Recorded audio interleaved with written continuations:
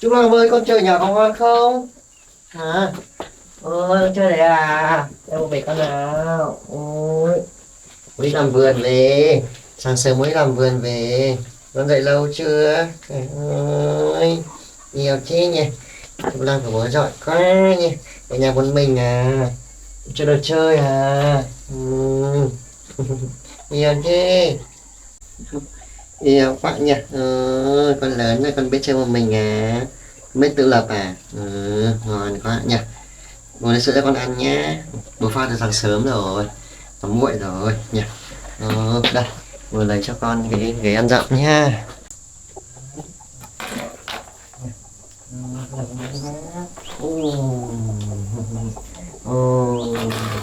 Hoan hô Trúc Lam, hoan hô, hoan hô, hoan hô, hoan hô. Ngọt quá nhỉ. Rồi, bố đói này cho con nhé. Để ăn sữa nhé. Đây, sữa đây rồi. Nào, ăn thôi. À, ăn thôi nào, bố đói đó con. Rồi, ngọt quá nhỉ. Đây đi. Không để cho nó rớt nhé.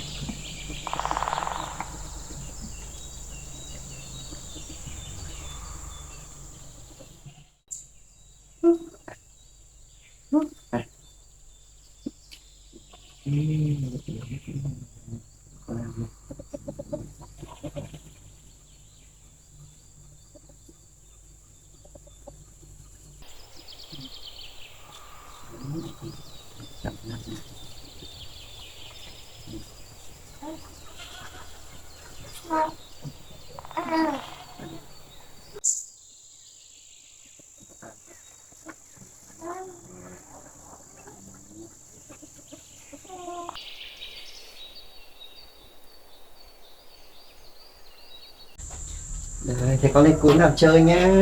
Ui da, ui da. Giỏi quá nhỉ. Hoan hô Trúc Lam giỏi quá nhỉ. Hoan hô, hoan hô. Đây, con chơi con này. Đây, Trúc Lam ơi.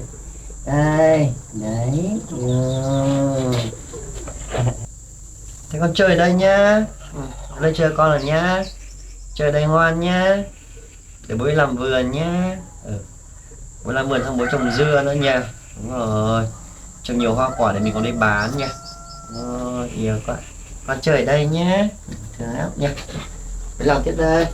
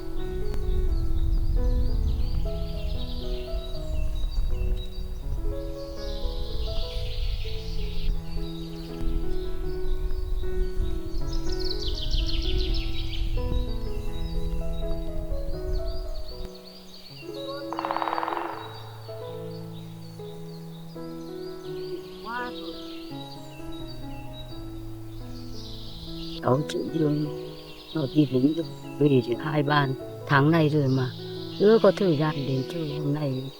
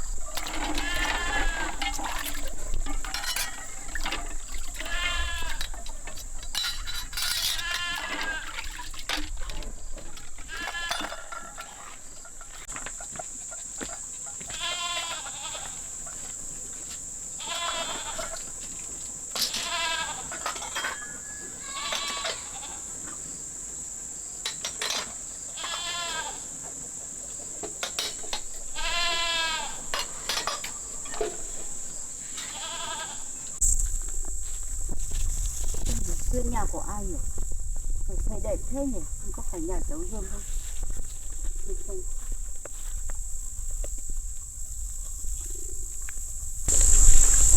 Có ai ở nhà không đấy?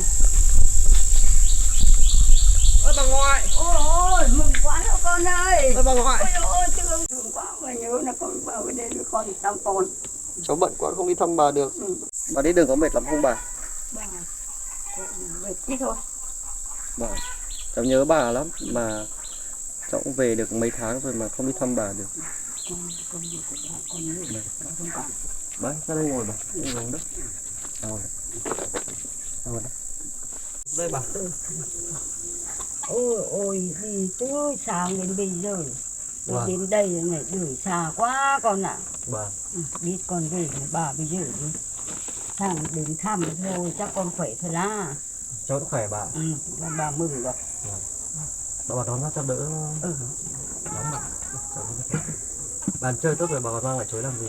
Mang sang cho con ăn từ nhà đã thiếu gì được chuối này. Vâng. Bao nước đi bà.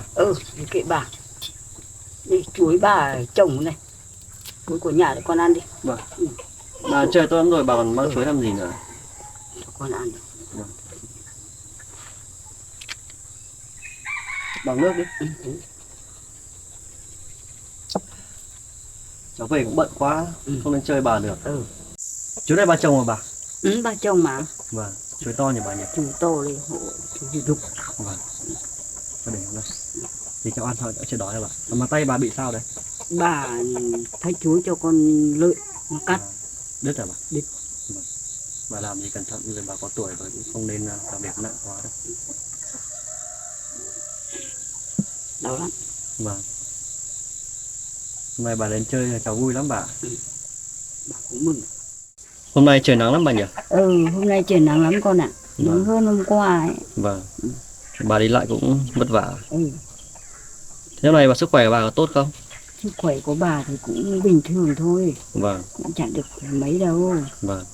Tầm tuổi của bà này là cũng quá khỏe rồi. Con do con về được mấy tháng rồi. Cháu cũng về được gần 5 tháng rồi bà. Nhưng mà cũng bận quá. Cháu về đây, căn nhà gỗ của mình kia thì không dùng nữa. Cháu mới xây ngôi nhà đá này. Có nhiều việc xảy ra, cho nên là cũng... Cháu về đây 5 tháng là cũng có nhiều chuyện xảy ra lắm. Cố gắng con ạ. Trong quân đội thì tất nhiên có nhận là khác nhưng mà mình về được đến nhà là con làm được như thế này là tốt rồi. Bà mừng lắm rồi. Cái ngôi nhà này con khắc xây à? Hay là nhờ ai? Nhà cháu khắc xây bà. Đẹp. Vâng, cháu cũng xây nhỏ nhỏ vừa đủ ở ấy. Để tránh mưa đỡ đến đầu gió đến mặt là được à? Vâng. Đá này cháu cũng tự đi đập ở trên mỏm đá. Tốt rồi đó. Vâng. Cháu ở đây cũng được 4 tháng rồi, nhưng mà cũng có nhiều chuyện xảy ra lắm bà. Tất nhiên đầu tiên nó phải có nhiều cái trắc trở chứ, khó khăn chứ. Ăn được thứ gió được hết thế. Vâng. Ngồi các cháu có chuyện nói với bà. Lam ơi, đây là sao? Bà ngoại ơi. Đấy cháu có bé anh bà ngoại. Vô ngoan thế nhỉ, con lấy đồ ra để. Cháu ơi. Có chuyện kể ra thì dài lắm bà ngoại. Họ thì đáng yêu không?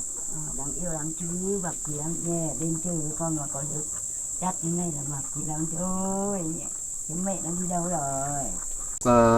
Cháu đi ra quân về thì cháu có bắt gặp em bé ở trên đường. Thế là từ hôm đấy cháu cũng nhận nuôi em bé luôn. Thế thì tốt thôi con ạ. Vâng. Thế thì về ở với bố nha, bạn một bạn miệng bố nha, bố nuôi con lớn nha, con ngoan nha. Thương lắm. Em bé con đặt tên là gì rồi? Cháu cũng đặt tên là Trúc Lam bà. Thế thì hãy ăn chóng lớn nha. Vâng. Hãy ăn chóng lớn nha. Trúc Lam ngoan lắm bà. Ở với bố nha. Bố nuôi con lớn này kia để bố cho con đi học nha. Ngoan lắm nhé. Trúc Lam cũng rất là ngoan. Cháu làm việc suốt ấy. Nên là cũng không có nhiều thời gian lắm, nhưng mà cũng khá là ngoan. Thế bố cho con ăn bằng cái gì? Nuôi con bằng cái gì đấy? Ăn sữa bà. Vâng. Hơi vất vả đấy con ạ. Vâng, cũng may là em bé cũng khá là ngoan nên là ăn sữa cũng cố gắng ngoan tốt lắm. Là cứ ăn no lại ngủ thôi. Cháu đang làm rửa cái vườn kia mà hôm nay vào đây chơi cho nó bớt ngủ đấy bà. Cho con cho nó đi ngủ đi nhá, cho nó ăn no nó ngủ nhá. Khó khăn một tí, khổ một tí rồi. Bà ngồi chơi nhá. Cho em bé ngủ đã. Con ngủ. Khổ thân cái cháu Dương mới thanh niên thôi mà vẫn phải nuôi đứa trẻ, mà về còn nhà cửa lại còn phải xây được nữa chứ, cũng vất vả lắm đấy. Con thì con còn nhỏ, mẹ thì không có, bố thì còn non, thế là giỏi đấy. Trúc Lam ngủ rồi bà. Cháu ngoan nhỉ. Vâng, cháu sẽ một tí là ngủ luôn. Cháu ngoan đấy. Là đỡ bố đỡ khổ đấy. Vâng. Trẻ nuôi con như khổ đấy. Vâng. Cũng lâu rồi bà ngoại không đến đây chơi với cháu thì bà lại chơi một thời gian nữa mà nhé. Vì cũng bà cũng có tuổi cũng chả phải làm gì ấy. Thì ở đây chơi với cháu một thời gian đã. Vâng. Cháu cất đồ cho bà nhé. Đồ đạc của bà đây à? Đồ đạc của bà đấy.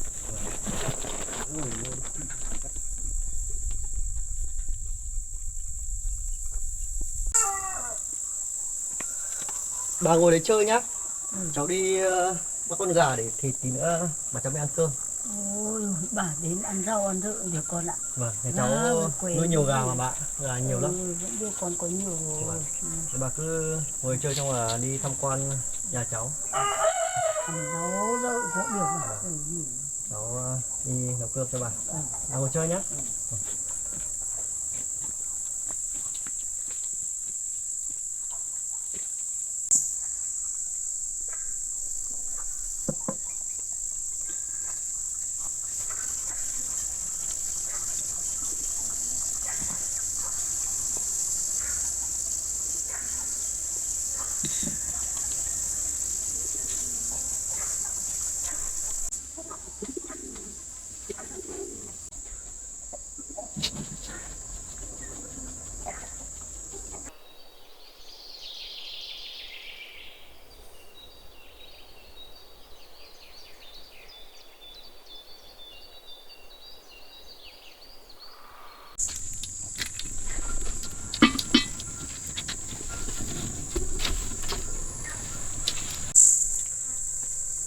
Bà ngồi đấy chơi nhá.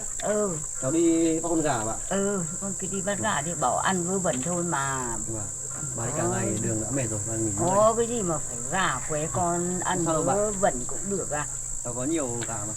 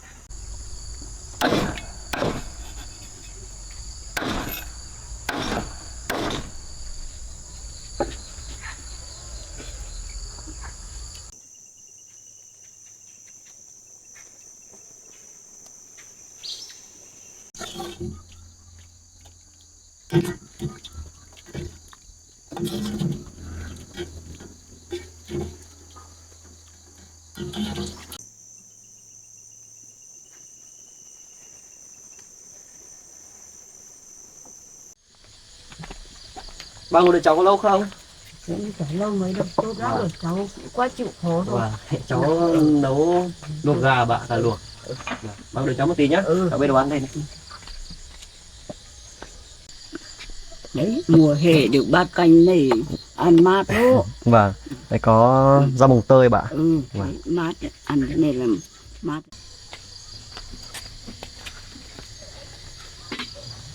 Là mà xong rồi bạn. Xong rồi còn tắm rửa. Vâng.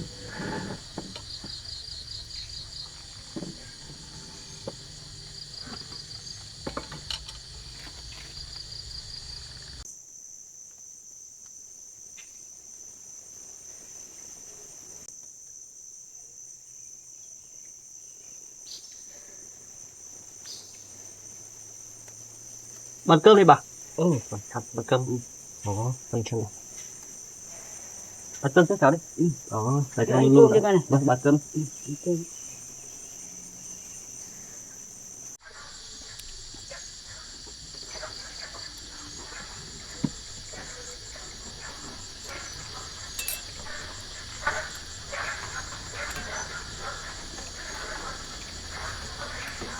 Luôn cơm luôn.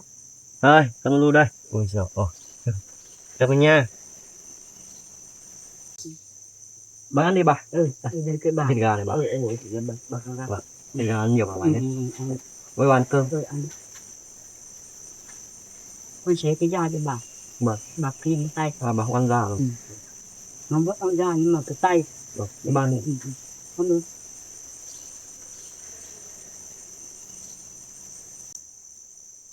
Đây, bà ăn. Để cái bà con là để bà nhiều bà. bà ăn nhà ăn thế nào đến với con cháu bảo con ăn thế mà. Ăn nhiều hồi ngại không bà? Không, bà ăn no mà cái đấy đấy. Vâng.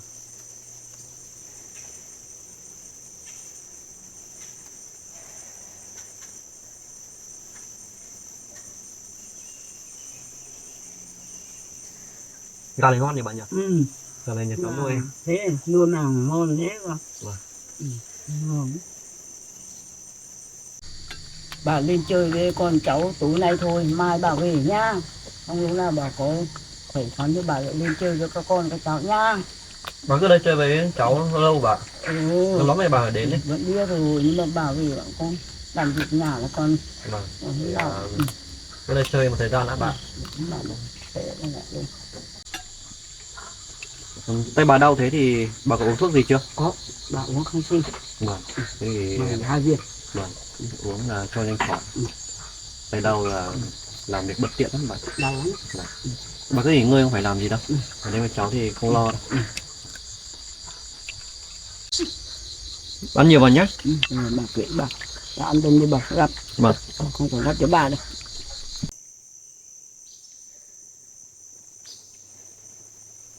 Vui quá hôm nay bà đến chơi với cháu. Mà cũng mừng. Vâng. Đến cái con cháu làm được cái nhà cái cửa. Vâng. Nắng không đến đầu mưa không đến lưng là được rồi. Vâng. Vì cũng lâu lắm rồi không gặp bà. Mong các con các cháu mạnh khỏe. Vâng. Ăn đi bà. Ăn đi, con gắp canh ăn đi. Đây rau mùng tơi nhà cháu trồng. Ngon. Mùa này chỉ có ăn mùng tơi thôi. Đây là mùng tơi ngoài nó mát. Bạn thích ăn đấy, thì nhà bà có ăn gì đâu này. Ăn thịt đi bà ơi, có thịt gà đi. Bà hả? Cháu phiền con nhiều lắm bạn.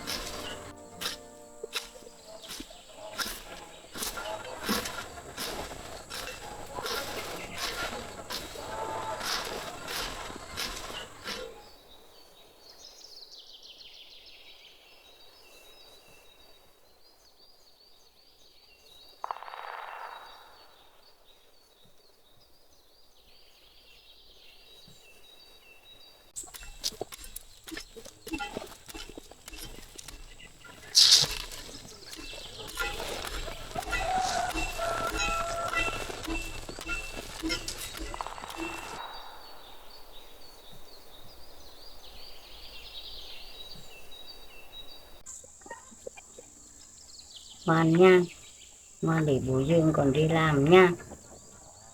Ăn nha.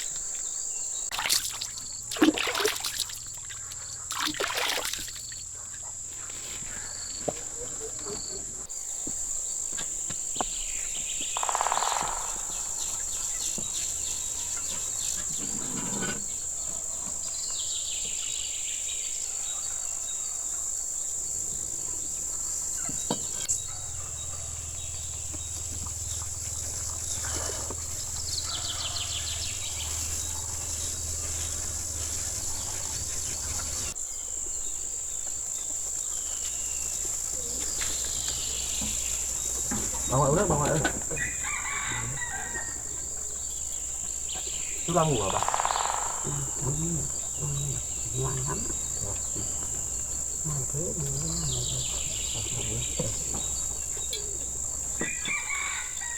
Bà có mệt không? Tay bà còn đau nhiều. bà đỡ dữ lắm rồi.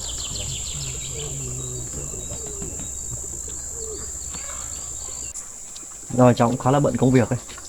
Thì bà ngoại đến đây chơi thì ở lại với cháu chơi một thời gian đã. Rồi là trông em bé cháu để cháu đi làm việc. Cũng được thôi. Vâng. Cũng ở lại mấy ngày rồi con. Thế thì tốt quá bà. Cũng ngoan. Cũng vất vả bà ở lại mấy ngày. Cũng mà bà về chị bà. Bữa nay cháu cũng khá là bận, vừa làm xong cái vườn nữa. Đây bán chuối đi bà. Để chuối nhà bà chồng nhìn nó ngon nhỉ. Ngon mà. Chuối sạch với con này. Con cũng ăn đi.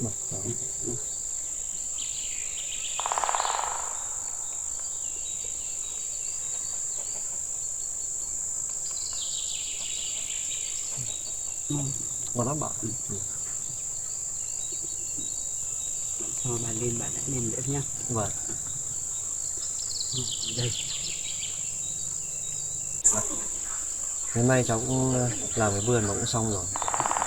Cũng xây mọi thứ từ đầu ấy. Nên là cũng khá vất vả. Giỏi. Không giỏi lắm. Không trẻ nhưng mà có chú. Bà cũng mừng thôi. Vâng.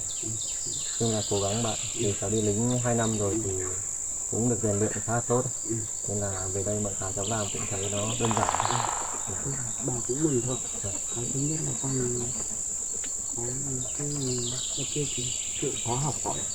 Nhưng mà tất cả cái gì con làm được ra là bà cũng mừng. Con có là bà cũng mừng. Gan chuối bà.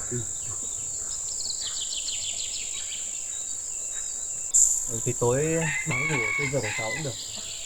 Ngủ với em bé. Còn cháu thì phải hạn chế là mình cũng được. Không sao được. Cảm ơn.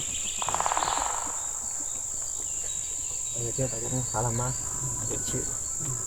Lắm rồi. Vâng. Buổi chiều thì nắng một tí nhưng mà buổi tối nó đỡ. Mát lắm. Có nước đi bà.